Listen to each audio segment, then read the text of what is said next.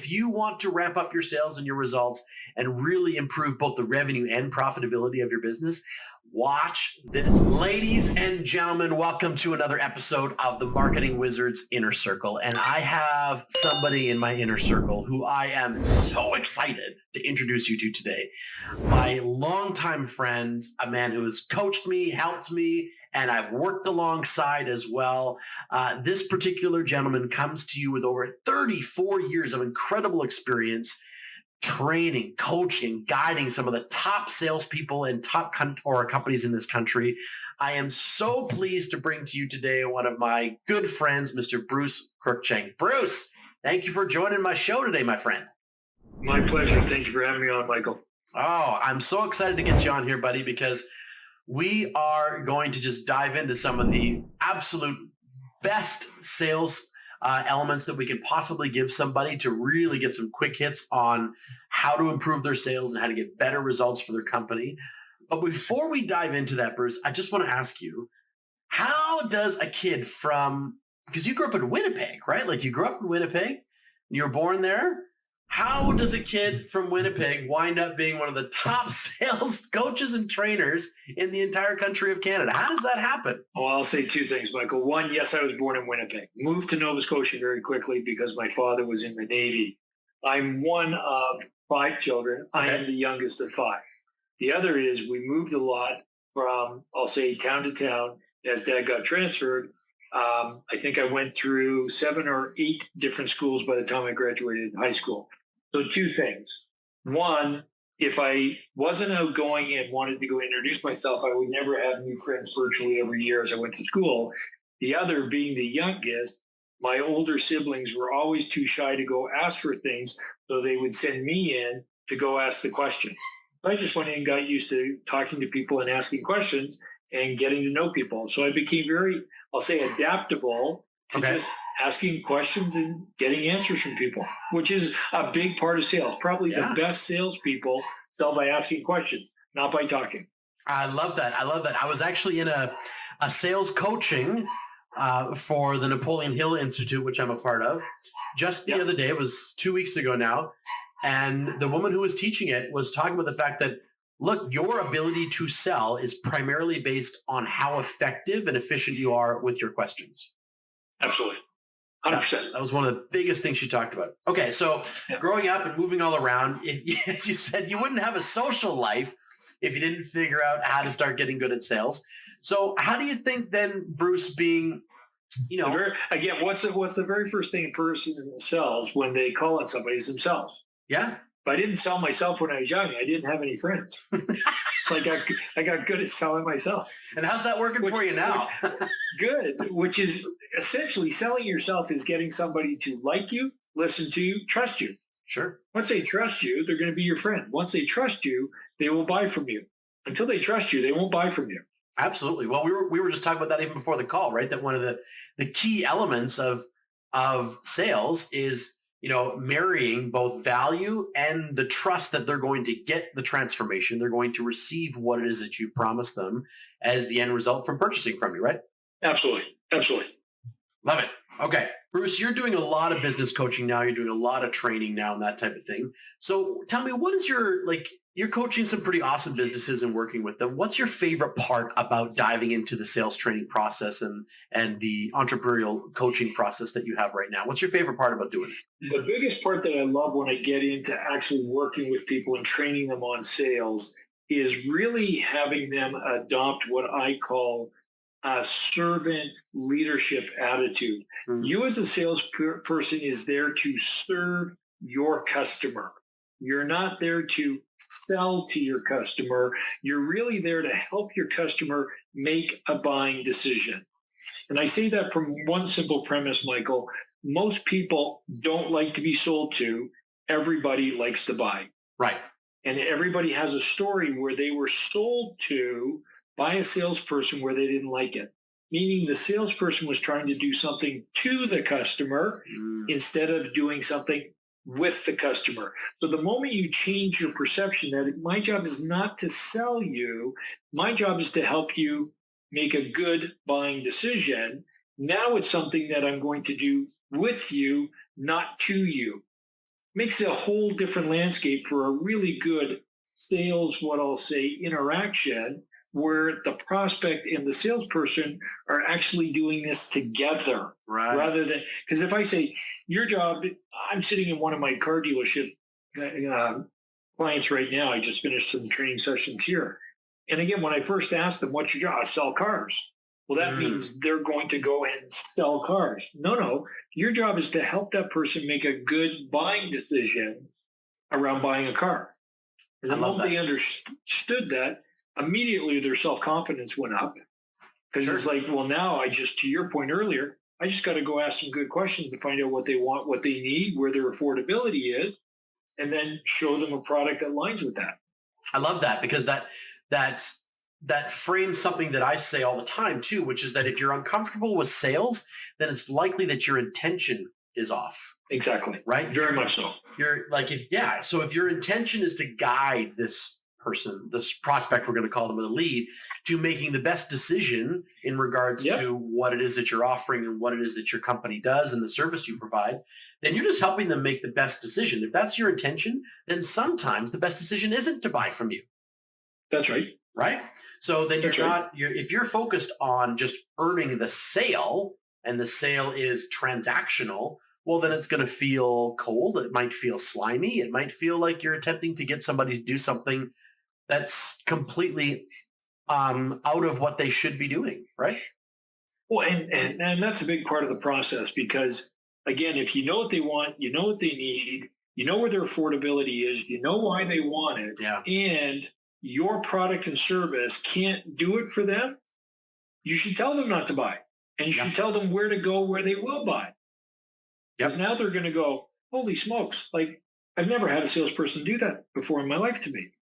Absolutely. And to your point, if my intention is to get the sale, then that is going to come across. Yeah. And the thing that I've been thinking about a lot lately, Bruce, and maybe you can speak to this, is that a lot of the time we as salespeople are acting as a mini consultant in that moment, like an expert in the field for them, right? And this might be one of the most important conversations they ever have regarding this topic. Absolutely.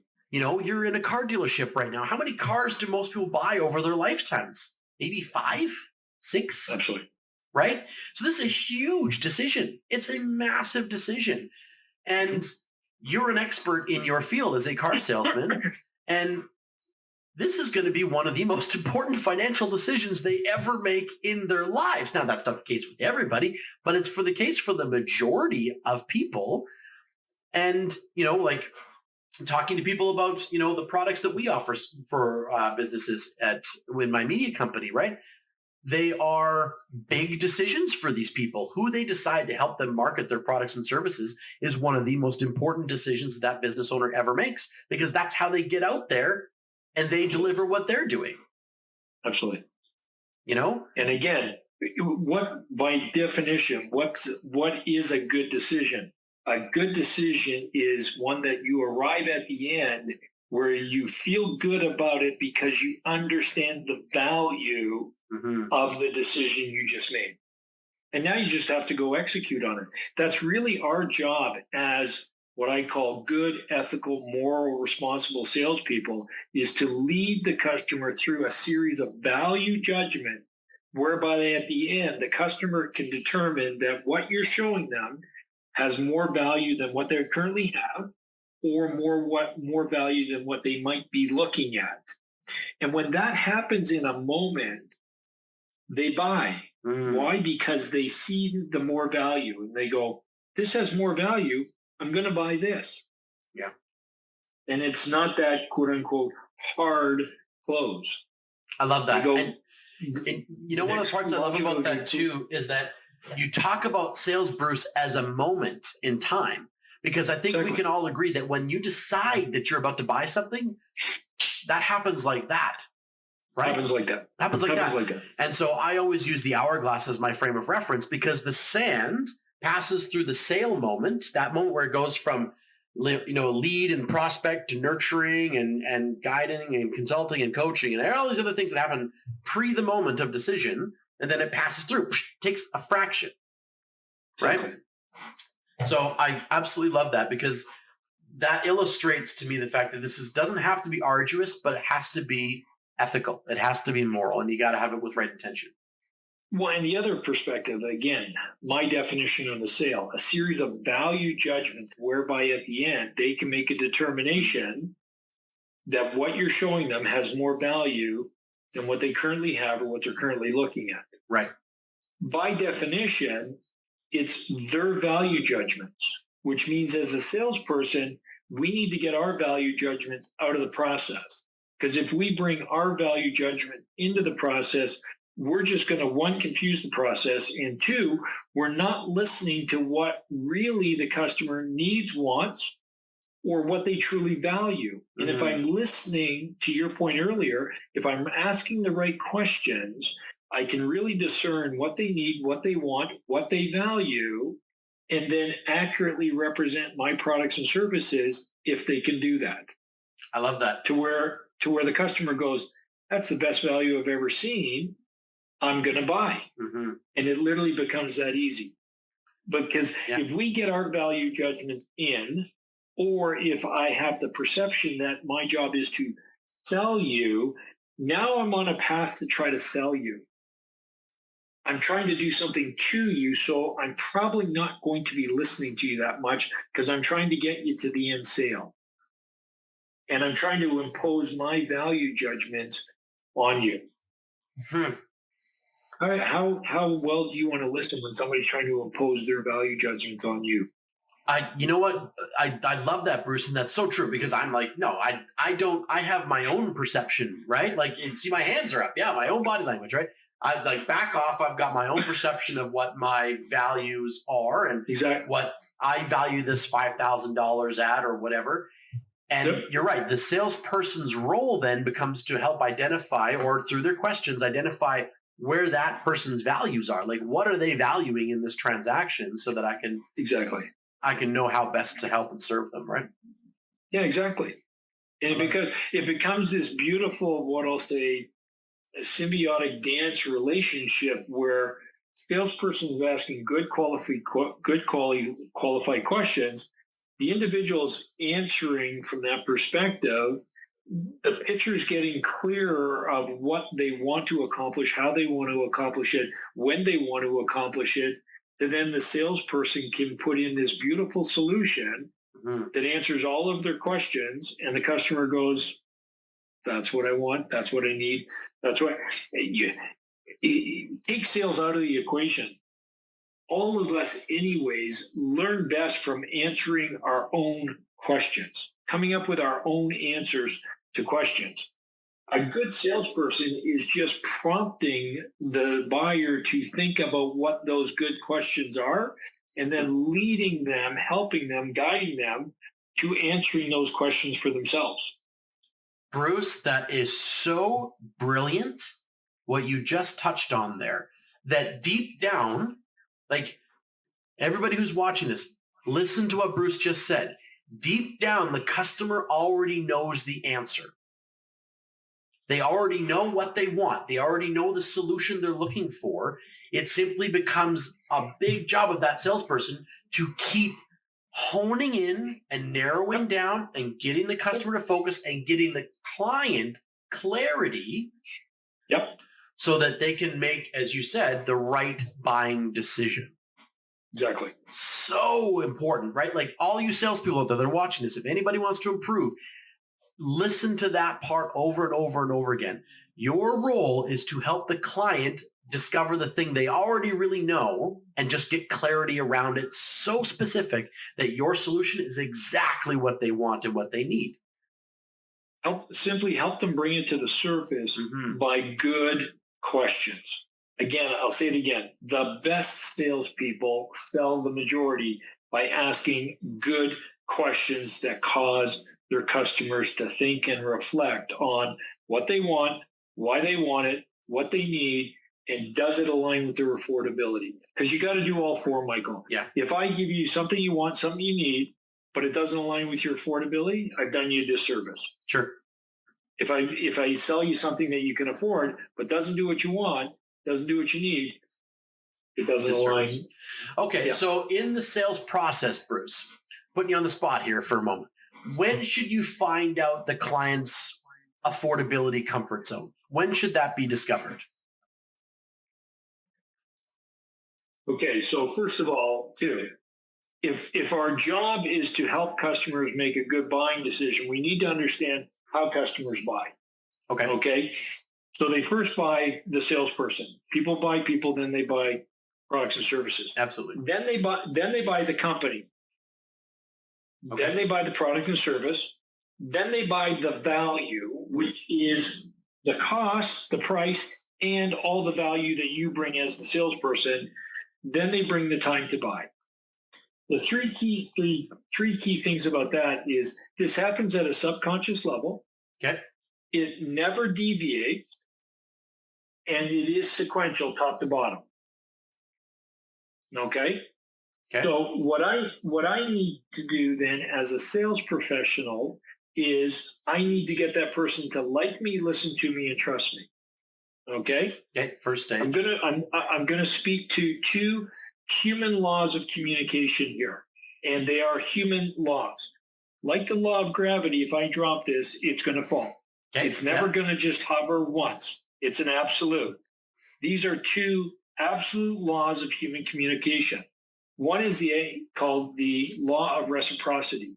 Anytime I give credit to another person's intelligence, that person is, listen to my words, Michael, morally and subconsciously bound to give me credit for the next thing I say. Okay. What's the best way to give somebody credit for their intelligence? Simply ask them a question. Every time I ask somebody a question, I'm giving them credit for their intelligence. Okay, got it. The second is the law of challenging beliefs. Never directly challenge somebody's belief. Rather, make what you have to say consistent with what they already believe. If I'm asking you questions, I'm giving you credit for your intelligence. You're going to give me credit for the next thing I say, and I'm learning your belief so that when I go speak about my product in the third step, I know how to align my products and services with what you believe. Love it. Okay? Love it. Yep. So to answer your question specifically, how do I build trust? By asking questions, giving you credit for your intelligence. So I'm going to ask you 5 key questions that I need to answer before I can move ahead to the next step. First of all, what do you need this product or service to do? 3, what do you want it to do? Needs and wants sometimes are similar, sometimes different. Sure. Yep. Needs cause us to take action. We buy what you want. You need something for the store. You're going to go look at 2 or 3 solutions because you need it. Yep. You're going to end up buying the one you want. So I need to know what they want, and I need to know what they need and what they want. Third, I need to know who the decision maker is, who the economic buyer is. Okay. Can't sell to somebody you can't buy. It's an information exchange. It's not an information, or it's not a sales presentation. Okay, fair. Then I'm going to go. So to your answer, the 4th question I'm going to ask is around affordability. Okay, got it. Simple question, Michael. With what we're talking about, is there a figure beyond which you would consider unreasonable? Okay. So that's a way of putting a fence post in the ground as to where their affordability comfort zone is. And what's affordability? Affordability is a range. Sure. Okay. So somebody's going to come in and you're going to ask them that question for dog grooming. You're wanting to bring your dog in for grooming. Is there a figure beyond which you would consider unreasonable? That individual is going to say, and I'm just throwing out a number, $125. Sure. Okay. That's going to tell me that anywhere from $100 to $150 is going to seem reasonable to them from an affordability point. 200 is too far. 75 is too low. So when you say they said 125, Bruce, but you said 100 to 150, is that because there's a hot zone in around that 125 number there? As long as you're inside the bounds of reason, you will be considered. Okay. If you're outside the bounds of reason, either too high or too low, you won't be considered. Got it. What I'm going by that is if they sit there and go $125, then I know anything from about 100 to 150 is going to be considered reasonable. Okay, fair. If I'm starting to say 250 for my services, too expensive. If I'm starting to say $50 for my services, too cheap. Sure. Okay. And where I'm going with that is I want to know that up front so that it aligns, because now, again, the law of challenging beliefs, I know that if I put my product offering in front of you, approximately around $145, you're going to consider it reasonable and affordable. Okay, cool. And then the last one is what I call dominant buying motive. Why do they want it? If you understand why somebody wants it, essentially the decision is already 70% over. Right. Yeah. And that's that part where you and I were talking about, like, honing in and clarifying, polishing that why, right? Getting clarity and full transparency as to what that actually is, really helping carve out that transformation, right? Carve out the image of themselves as to what life's going to be like after they've purchased this particular thing. Yeah. And you literally, a good professional salesperson will do that by asking questions to take that customer through the process of polishing it in their own mind. Yeah. Really. Yep. I love it. I love it. You know what, Bruce? This has been fantastic, my friend. You and I could talk about this subject for hours, maybe even days. We could. As the sales process is, I mean, it's human psychology through the framework of business, right? So it's just a really, really fascinating conversation. And we could go for a long time on it, but I know that you have time constraints, my friend, so I won't keep you too much longer. But I do have a couple of final questions. So, Bruce, if they're fascinated here by what it is you do and what it is you have to say, where can people find you? Where can my audience find you? On Facebook, simple Bruce Cruickshank. On email, rbruce@ekcommunications.com. Okay, perfect. Yeah. And then my other question is one that I have for the guests that I love the most, which is, will you come on the show again in the future, my friend? Share more of your phenomenal sales wisdom with us. Always, Michael. Happy to be a guest. Happy to share. Pleasure to us to connect and interact. So the absolute question is yes. Perfect. Thank you so much, Bruce. And ladies and gentlemen, this has been absolute gold. If you want to ramp up your sales and your results and really improve both the revenue and profitability of your business, watch this episode on repeat, because there is so much gold in here that you can mine to pull out and help you and your team get much, much better results. You should watch on repeat. So thank you so much. If you had a lot of value out of this video, please like and subscribe. Thanks again for watching. My name has been Michael Bridgman. This has been Bruce Cruickshank. You, my friends, have been awesome. And this has been another episode of the Marketing Wizards Inner Circle. So go out there, my friends, enchant your audience, make magic happen, and I will see you in the next episode. Ciao for now.